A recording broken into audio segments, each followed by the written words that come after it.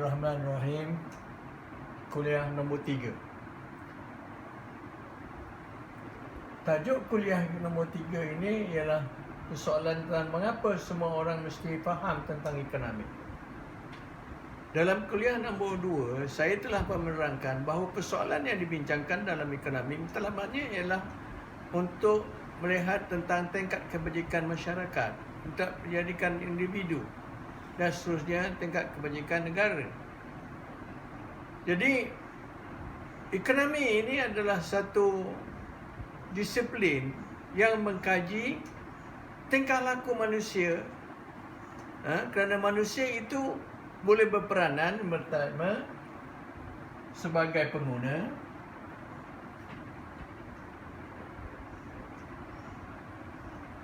kedua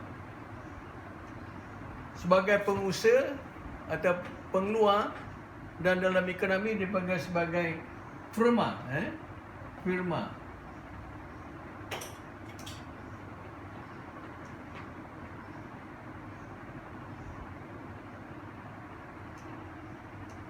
Dan yang ketiga, dia boleh bertindak sebagai faktor pengeluaran, iaitu dia menjual tenaga kerjanya atau tenaganya kepada firma untuk mengeluarkan sesuatu barangan ataupun perkhidmatan.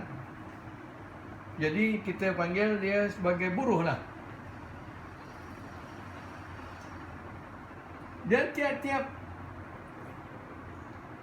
elemen ini atau disiplin ini dia mempunyai objektif yang berbeza. Sebagai contohnya pengguna. Apa yang dia nak lakukan? Pengguna itu dia hanya diberi bajet atau dia ada punya duit yang tertentu. Dengan duit itu dia akan cuba memaksimalkan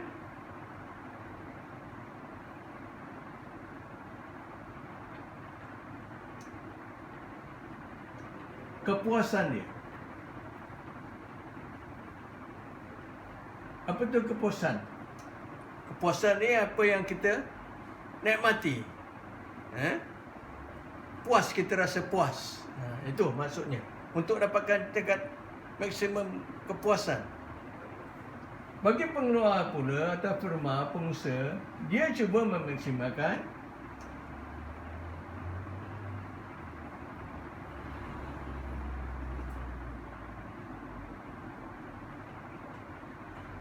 keuntungan.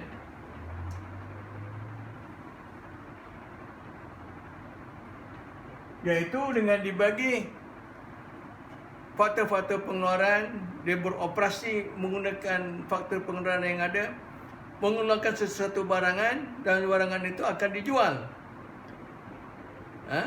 Dalam proses itu, matlamat utama pengusaha ataupun firma dalam perniagaan ini ialah tidak lain dan tidak bukan ialah keuntungan. Kebiasaannya orang melihat keuntungan. Kalau kita lihat dalam laporan ekonomi atau perbincangan dalam TV dan sebagainya itu, dia cakap tentang bottom line. What is your bottom line? Iaitu bottom line itu ialah apa keuntungan yang kamu dapat. Dan setiap pengusaha, niat dia tidak ada lain dan tidak bukan ialah untuk memaksimalkan keuntungan. Satu elemen yang penting dalam keuntungan ini adalah tentang duit yang diterima tu, untung dalam bentuk material. Mungkin ada orang lain yang juga melibatkan elemen yang lain selain daripada duit. Mungkin dia nak buat pahala dengan buat jariah dan sebagainya. Tapi itu kita lihat kemudian. Yang penting dalam basic ekonomi ini ialah seorang pengeluar ataupun firma, dia cuba maksimalkan untung dia. Dan bagi buruh pula, maksudnya apabila kita bekerja, persoalan yang kita tanya ialah berapa gaji yang aku boleh dapat, berapa pendapatan aku yang boleh aku dapat kalau aku serahkan tenaga aku bekerja di dalam syarikat itu atau dalam firma itu. Jadi ini akan menjurus kepada memaksimalkan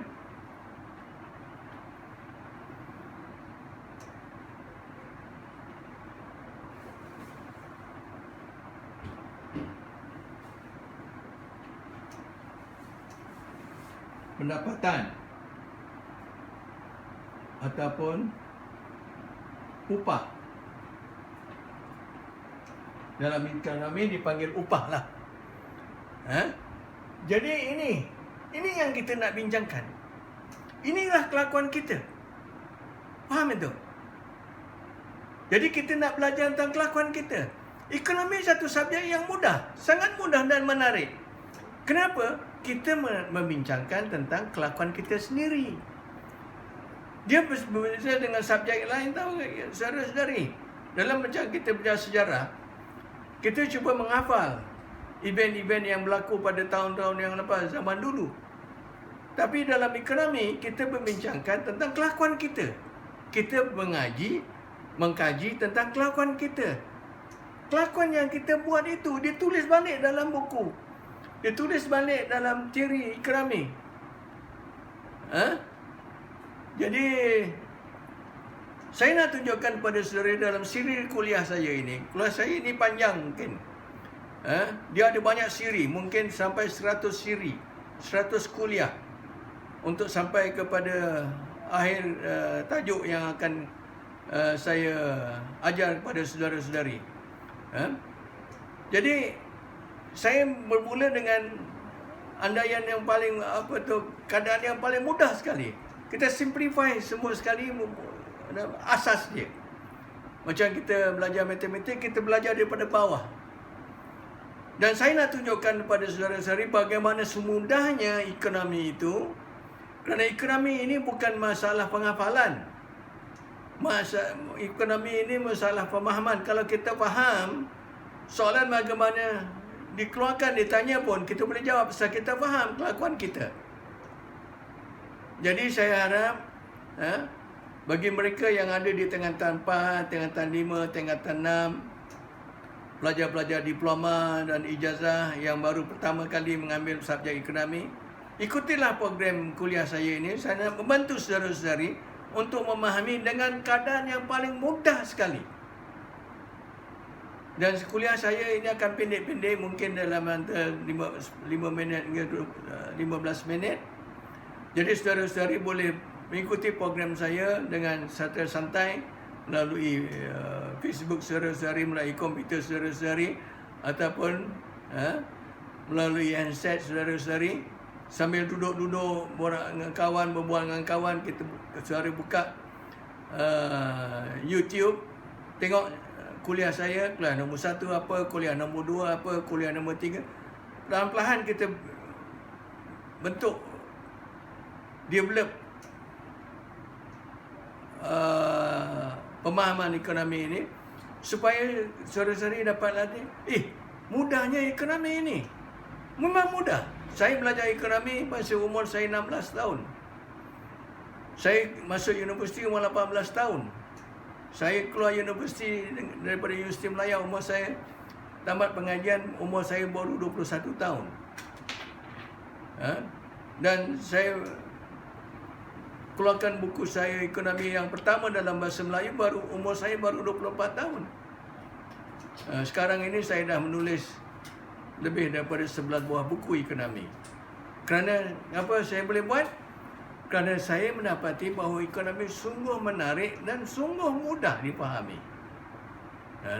Jadi saudara-saudari, saya nak bagi keyakinan saudara-saudari supaya sama ada kamu ambil sebagai satu subjek atau satu mata pelajaran tambahan, belajar secara santai, dan saya harapkan saudara-saudari semua yang mengikuti program ini, baik pelajar sekolah, baik orang dewasa, baik budak universiti, baik budak kolej, subscribe saya program, dan kemudian saya akan bagi kuliah daripada semasa ke semasa.